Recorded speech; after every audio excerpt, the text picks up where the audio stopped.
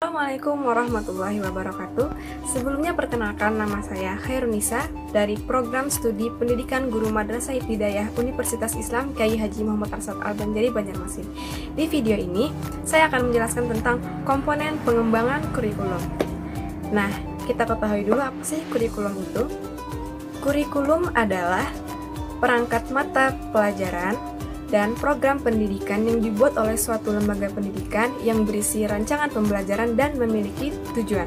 Dari pengertian kurikulum tadi sudah bisa kita ketahui bahwa sebagai alat pendidikan, kurikulum diciptakan bukan tanpa tujuan. Bahkan, kurikulum terus muncul dan berkembang agar dapat mencapai tujuan pendidikan. Nah, sekarang kita akan bahas komponen pengembangan kurikulum. Komponen pengembangan kurikulum terdiri dari 4 komponen. Yang pertama adalah komponen tujuan, dan yang kedua komponen isi atau materi, yang ketiga komponen metode atau strategi, dan yang keempat adalah komponen evaluasi. Nah, sekarang kita akan bahas terlebih dahulu komponen tujuan. Komponen tujuan berhubungan dengan arah atau hasil yang diharapkan dari pelaksanaan kurikulum. Mari kita simak bersama-sama dulu tujuan dari kurikulum 2013 yang kita terapkan di Indonesia saat ini. Menurut Permendikbud nomor 69 tahun 2013, tujuan kurikulum 2013 adalah untuk mempersiapkan manusia agar memiliki kemampuan hidup sebagai pribadi dan warga negara yang beriman, produktif, kreatif, inovatif, dan afektif, serta mampu berkontribusi pada kehidupan bermasyarakat, berbangsa, bernegara, dan peradaban dunia. Ya, itu tadi adalah tujuan dari kurikulum 2013 yang berlaku dalam sistem pendidikan di Indonesia saat ini. Nah, kesimpulannya, tujuan kurikulum itu adalah untuk mempersiapkan peserta didik agar ia menjadi pribadi yang kreatif, inovatif, beriman, dan afektif ketika dia berada pada lingkungan masyarakat kelak. Selanjutnya, kita akan bahas komponen yang kedua, yaitu komponen isi atau materi. Isi kurikulum adalah komponen yang berhubungan dengan pengalaman belajar yang harus dimiliki oleh siswa. Isi kurikulum ini menyangkut semua aspek, baik itu pengetahuan, materi pembelajaran, maupun aktivitas dan kegiatan siswa. Adapun kriteria dalam pemilihan isi kurikulum, yaitu yang pertama, isi kurikulum harus sesuai dengan tujuan yang ingin dicapai. Kemudian, yang kedua, sesuai dengan tingkat perkembangan peserta didik. Yang ketiga, bermanfaat bagi peserta didik, masyarakat, bangsa, dan negara, baik untuk masa yang sekarang maupun masa yang akan datang. Dan yang keempat, harus sesuai dengan perkembangan ilmu pengetahuan dan teknologi. Nah, kemudian kita simak sama-sama.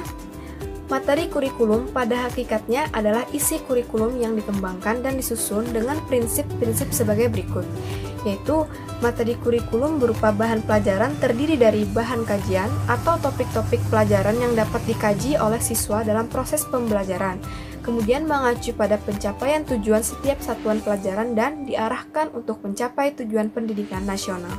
Kita bahas komponen yang ketiga, yaitu komponen metode atau strategi. Komponen metode atau strategi ini yaitu cara yang digunakan untuk mengorganisasikan atau menyampaikan isi kurikulum untuk tercapainya tujuan pembelajaran.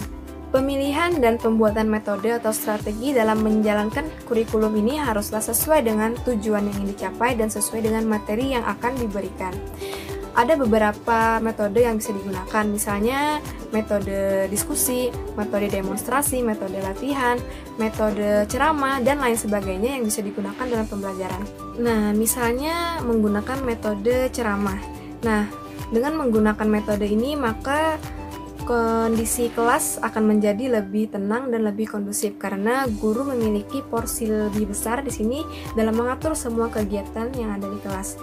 Namun dengan menggunakan metode ini, karena semua kegiatan semuanya dipegang oleh guru, jadi mungkin guru menjadi kurang tahu secara pasti perkembangan setiap peserta didiknya seperti apa. Ya, itu tadi karena guru mengatur semuanya dan memegang semua kegiatan pembelajaran yang ada di kelas.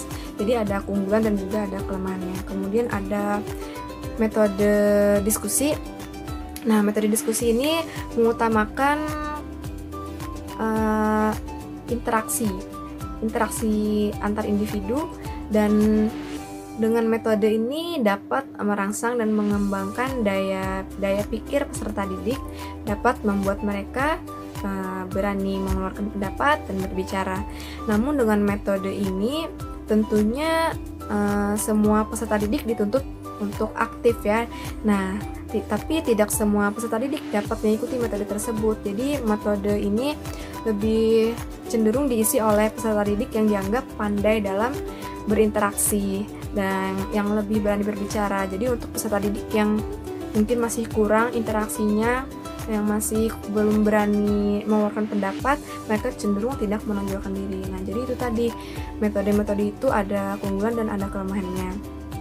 Jadi guru harus bisa menggunakan metode-metode itu dan mensinkronisasikan metodenya untuk mencapai tujuan pembelajaran. Selanjutnya yang terakhir akan kita bahas yaitu komponen yang keempat, komponen evaluasi. Kita simak sama-sama. Evaluasi secara etimologis berasal dari kata evaluation yang berarti penilaian terhadap sesuatu. Melalui evaluasi dapat ditentukan nilai dan arti kurikulum sehingga dapat dijadikan bahan pertimbangan apakah suatu kurikulum perlu dipertahankan atau tidak dan bagian-bagian mana yang harus disempurnakan. Adapun kriteria dalam melakukan penilaian atau evaluasi yaitu yang pertama, memiliki validitas, artinya evaluasi harus benar-benar mengukur apa yang hendak diukur.